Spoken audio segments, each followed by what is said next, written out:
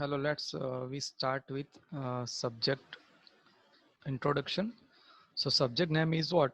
Microwave and radar engineering. Subject code is 3351103. Topic name is microwave and transmission lines. So this is the unit number 1. Here we studied about the microwaves and basic transmission line.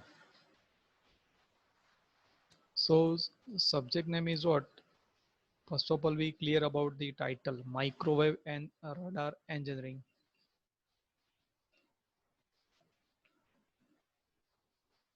So those are the objectives. Here we discuss first of all main objectives, introductions, microwaves, microwave frequencies, advantage and disadvantages, applications, and final one is the transmission line. So now first of all we clear about the what is the microwaves exactly. So micro means very small and wave in this case refers to electromagnetic waves. Microwaves are therefore very small electromagnetic waves, that is electromagnetic waves of very short wavelength. Thus microwave are electromagnetic waves with a wavelength ranging from long as 1 centimeter to as short as 1 millimeter, and the corresponding frequency range is 300 megahertz to 300 gigahertz. Therefore signal because of their inherently higher frequencies have relatively shorter wavelength, hence the name is microwaves. That's why it is called microwave, because when we think about the higher frequency in terms of gigahertz, so we put the one equation lambda equal to c by f. So when frequency is increased, so what happen, wavelength is very much shorter and shorter. So that's why it is called micro teeniness.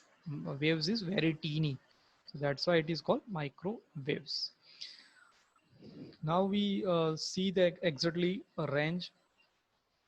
First of all, we see the properties. So those are the property of microwaves. Main property. Microwave are the waves that radiate electromagnetic energy with shorter wavelength. Microwaves are not reflected by ionosphere. Microwave travel in straight line and are reflected by conducting surface. Microwave are easily attenuated within shorter distance. Microwave current can flow through a thin layer of cable. So those are the basic property of microwaves. Now this is the exactly band or range of microwave frequency band. So see the band L, S, C, X, Ku, K, K, V and W. So those are the microwave band and frequency range in terms of gigahertz, also wavelength in centimeter. So we see the first of all L band, frequency range is 1 to 2 gigahertz, wavelength is 15 to 30 centimeter. S band 2 to 4 gigahertz, wavelength is 7.5 to 15 centimeter. C band 3.75 to 7.5 centimeter wavelength. X band 8 to 12 gigahertz, 2.5 to 3.75 centimeter wavelength. Ku band 12 to 18 gigahertz, wavelength is 1.67 to 2.5. K band 18 to 27, wavelength is 1.11 to 1.67. Ka band 27 to 40, wavelength is 0.75 to 1.11. V band 40 to 75 gigahertz, wavelength is zero point 0.4 to 0.75. W band 75 to 110, and wavelength is 0.27 to zero point 0.4. So see the this table, you find out that when we increase the frequency range, so what happen, finally wavelength is decrease, and you see the final frequency W band is wavelength is 0.27 to zero point 0.4, because frequency is very much higher, 75 to 110 gigahertz. And you see the L band starting of the micro frequency 1 to 2 gigahertz, and you see the exactly wavelength is 15 to 30 centimeter. So this is a basic conclusion. When we increase the frequency, wavelength is very much shorter of the microwave. Now we see the advantages of the microwave. So there are many advantages. Here we discuss about that. What are the benefits if we use some microwave frequency range? So support the larger bandwidth and hence more information is transmitted. For this reason, microwave are used to point communication. Larger bandwidth here, this is a bigger advantage. If we require to transmit the more signal or multiple signal, it is required to larger bandwidth. So microwave support the larger bandwidth. So that's why it is very beneficial to point communication. Also, it is very useful to transmit the more information or multiple signal.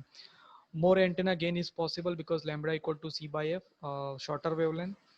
Higher data rates are transmitted as the bandwidth is very more, because data rate very much higher in this range. Antenna size get reduced as the frequency are higher, because lambda is very much reduced, so antenna size is very much small, so it occupy the less space. Low power consumption as the signal are higher frequency. This is another benefits. Effect of fading gets reduced by using the line of sight communication or propagation. Provide the effective reflection area in the radar system. Satellite and terrestrial communication with high capacity are possible. Low cost miniature microwave components can be developed. Effective spectrum uses with wide variety of application in all available frequency. Also, we say the improve the directory properties related to low cost fading effect, low power requirement, effect of ionosphere, line of sight communication, minimum sky noise, electromagnetic noise characteristics, antenna gain and directivity, target reflection. So those are the somehow some of advantages of the microwaves. Now we go for some disadvantages.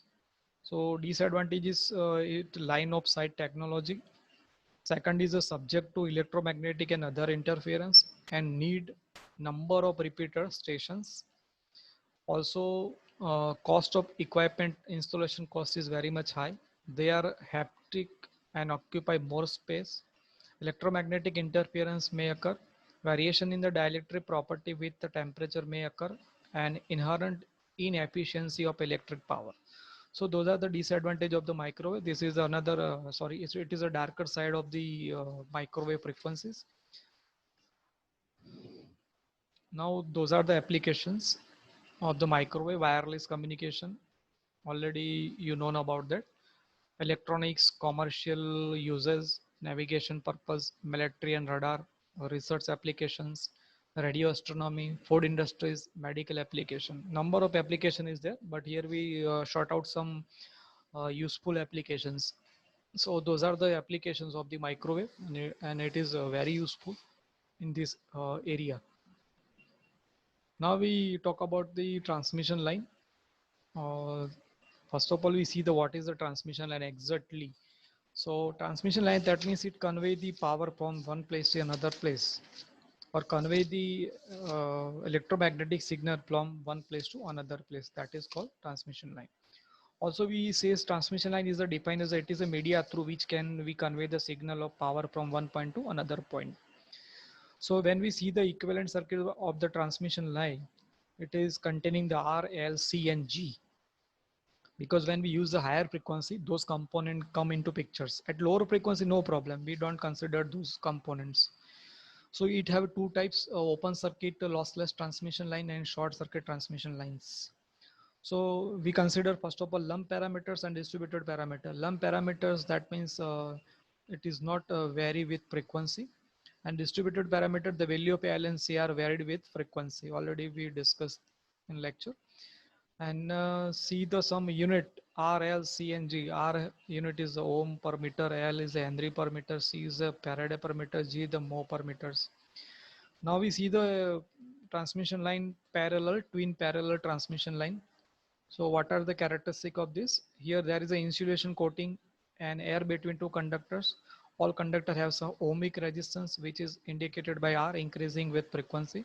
When wire are used to conduct the AC signal, the magnetic field generated by the alternating current is changing all times.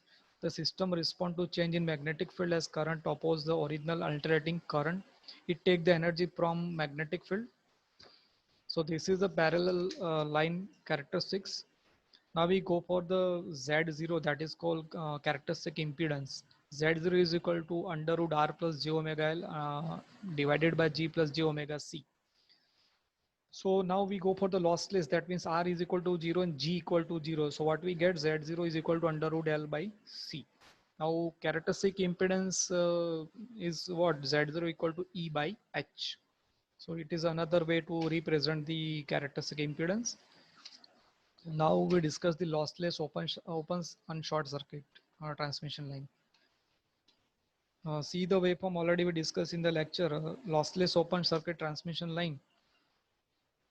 The receiving impedance become very much infinity and voltage is maximum and current is zero. So that is called lossless open circuit transmission line.